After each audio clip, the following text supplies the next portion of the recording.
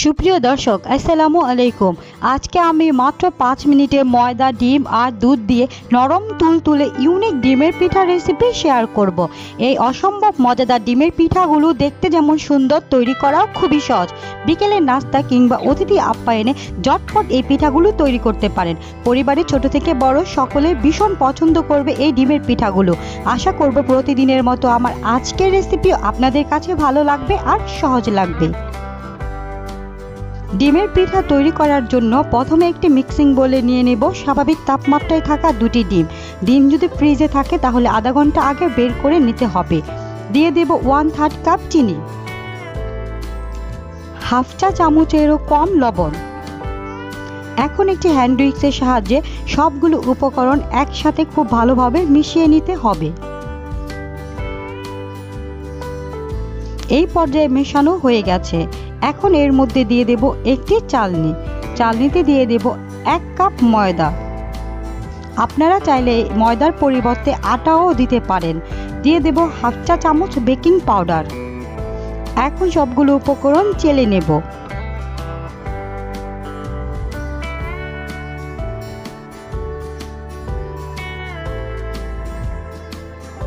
এই পর্যায়ে চেলে নেওয়া হয়ে গেছে। এখন একটি কাঁটা চামচের সাহায্যে উপকরণগুলো মিশিয়ে নেব।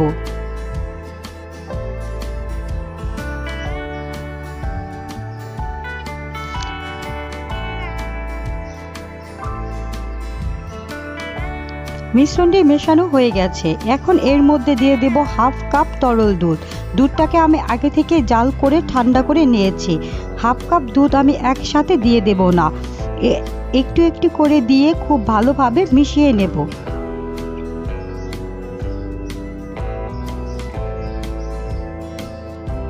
মিশ্রণটি একটু আঠালো হবে, তবে নেড়ে চেলে নিলে মিশ্রণটি খুব সুন্দরভাবে তৈরি হয়ে যাবে।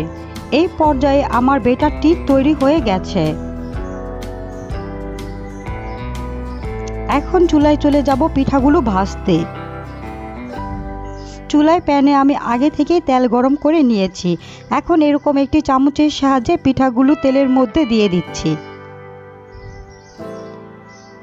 উল্টে পাল্টে পিঠাগুলোকে আমি গোল্ডেন ব্রাউন কালার করে ভেজে নেব। আশা করব প্রতিদিনের মতো আমার আজকের রেসিপিও আপনাদের কাছে ভালো লাগবে আর সহজ লাগবে।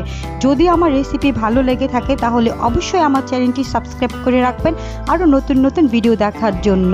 পিঠাগুলো তেল ঝরিয়ে উঠিয়ে নিয়েছি। এখন একটি পিঠা ভেঙে শেয়ার করছি ভেতরে কতটা নরম তুলতুলে আর খেতে অসম্ভব মজার। আজকে এই পর্যন্তই। সবাই ভালো থাকবেন। আল্লাহ হাফেজ।